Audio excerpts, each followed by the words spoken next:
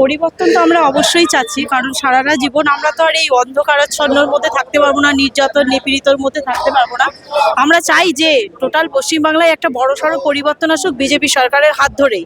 আর 26-এ BJP সরকার আসবে, আমরা তো এটা আশা করেছি, এবং বিজেপি সরকার আসবেই আসবে। গুন্ডারাজ হয়তো আজকে বড় মাথা যিনি শেখ শাহজাহান থানায় জেলে কোথায় আছেন, যাই হোক, ডান হাত বাঁ হাত ওনার অনেক রকমের হাত আছে।